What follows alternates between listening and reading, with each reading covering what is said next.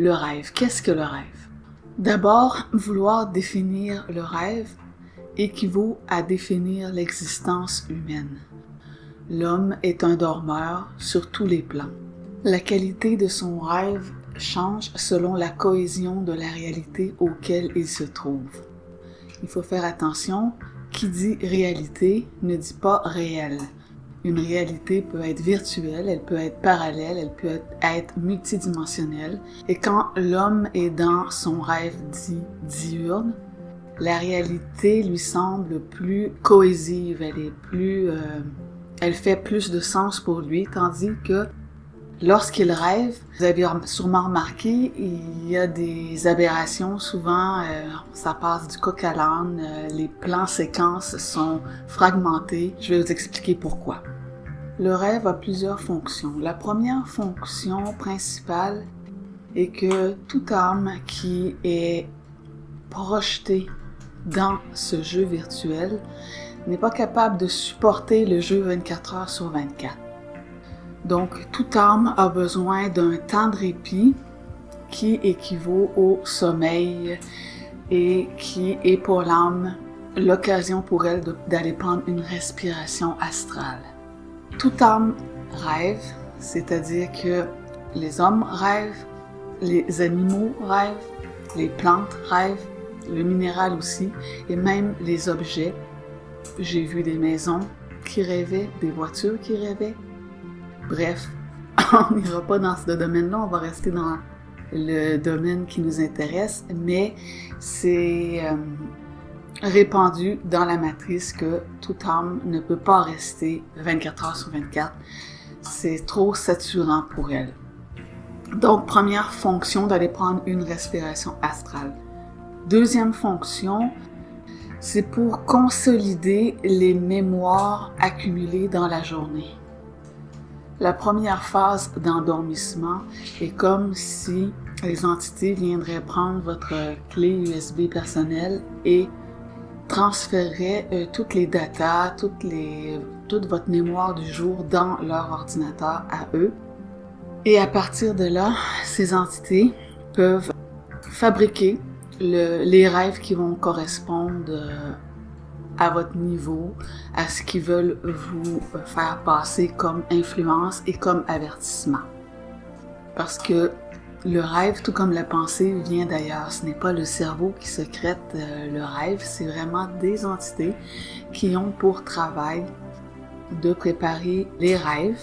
Et ça équivaut à votre petit cinéma personnel, votre petit Hollywood personnel dans votre écran mental. Car dans la matrice, il y a une loi qui veut que tout homme soit au fait ou ait devant lui l'information.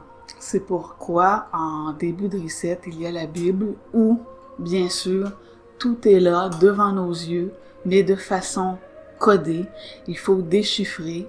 Même chose pour les pièces de théâtre ou les livres ou les films, tout est là, tout est devant nos yeux, mais on ne le voit pas, on ne le comprend pas, tout comme le rêve.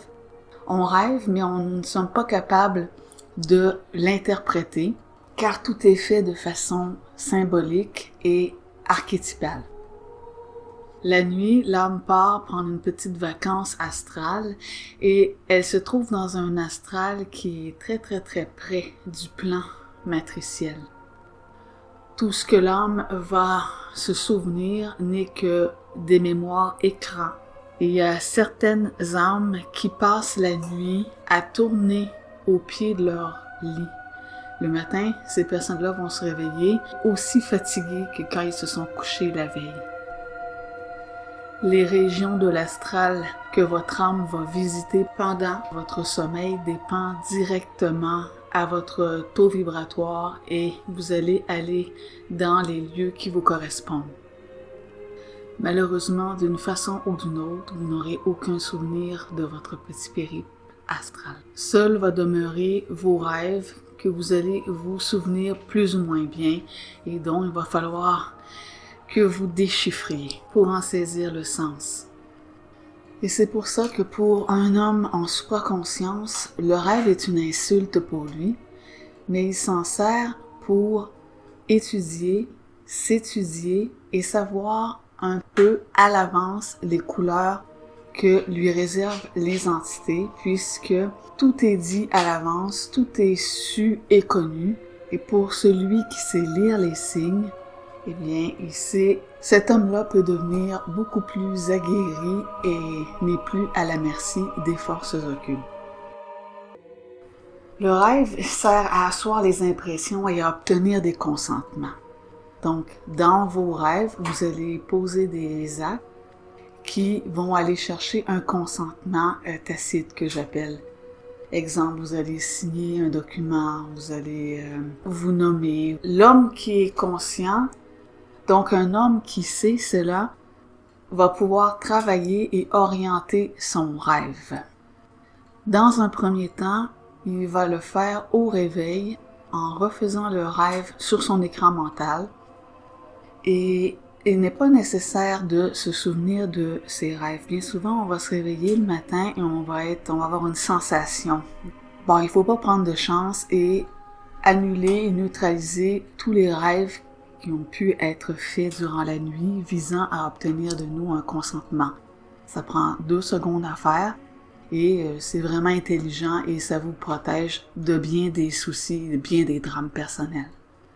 Donc, le travail de l'homme en supraconscience va être dans un premier temps de mettre des balises et de mettre des limites à ces entités-là qui traficotent le rêve.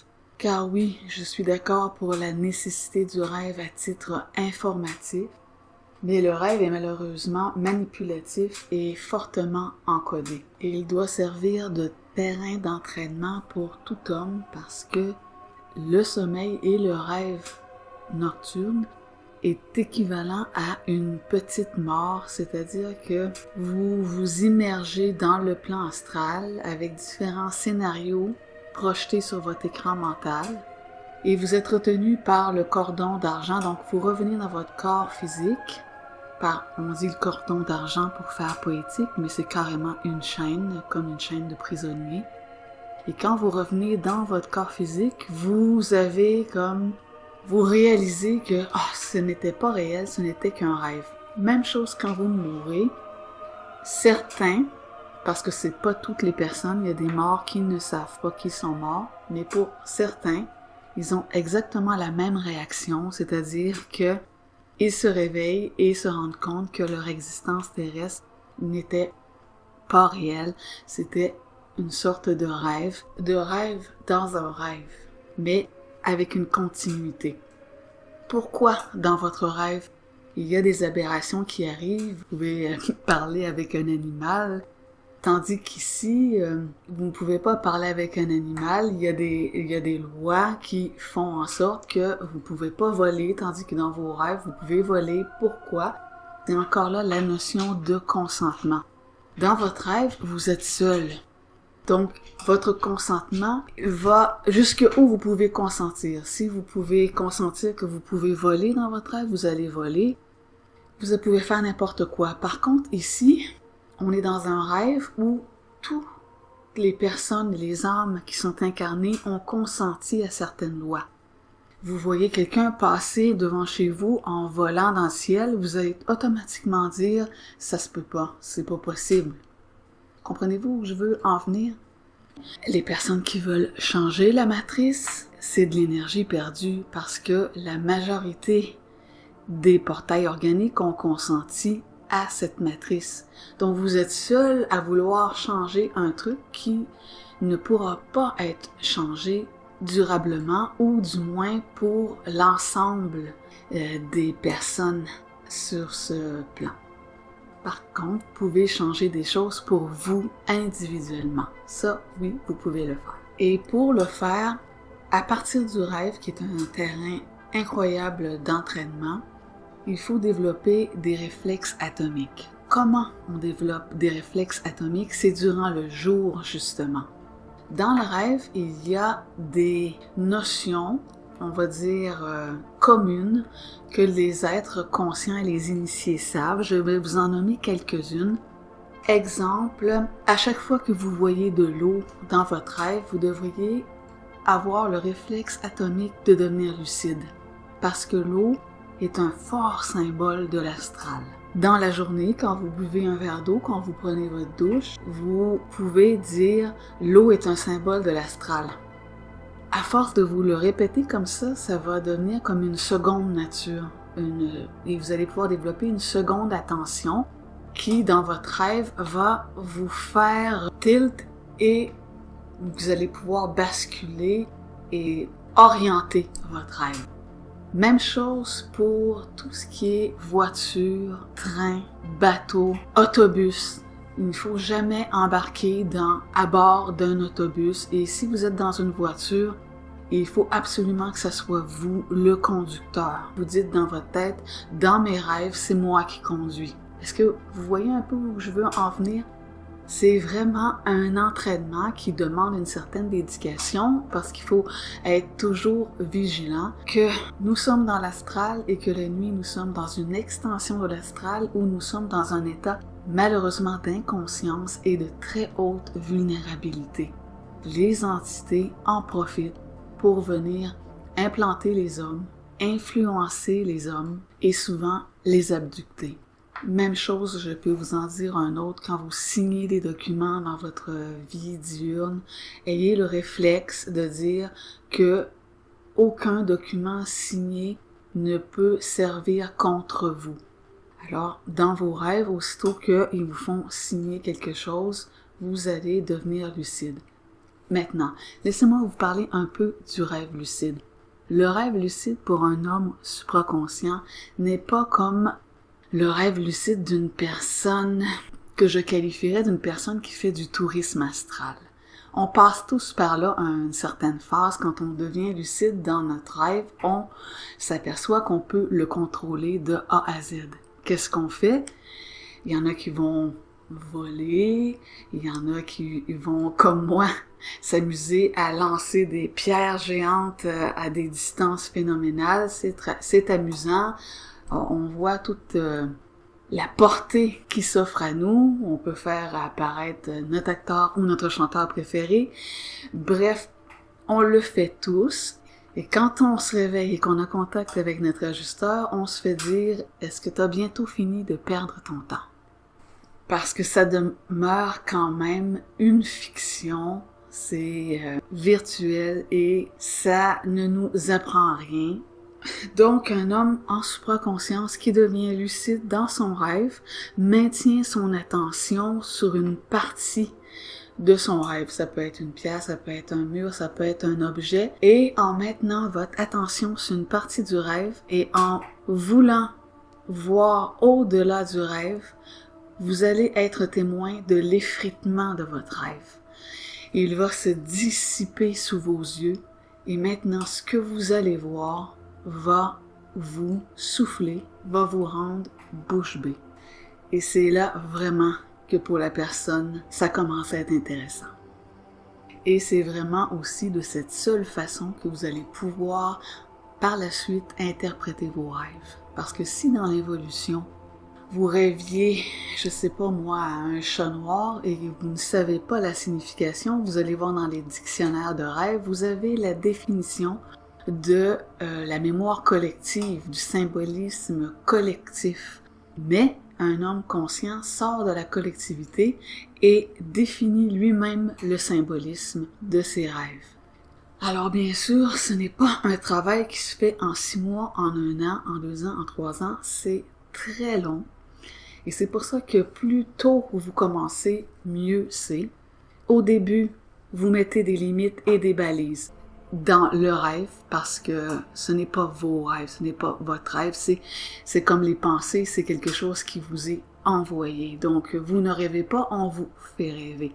C'est très important que je vous le dise. Mais vous êtes beaucoup plus efficace quand vous êtes au-dessus et que vous comprenez la situation. Parce que désengagé de l'émotion, on a l'esprit beaucoup plus clair et on peut agir beaucoup mieux.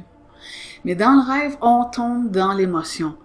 Leur erreur, et c'est souvent l'erreur que ces entités-là font, ils poussent le bouchon un peu trop, car ils veulent aller chercher encore plus d'émotions et non, hors de question.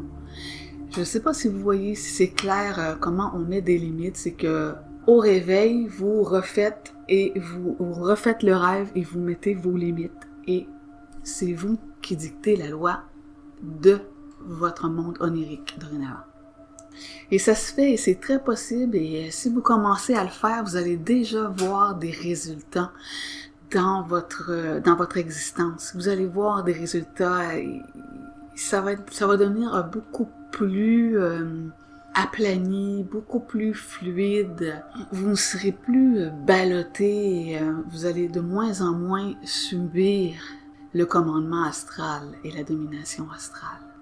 Et si vous voulez devenir de plus en plus en contrôle dans le monde onirique, c'est vraiment dans le jour que vous allez fortifier et définir votre réalité. Parce que le cerveau ne fait pas la différence entre ce qui est rêvé, imaginé, visualisé ou pensé.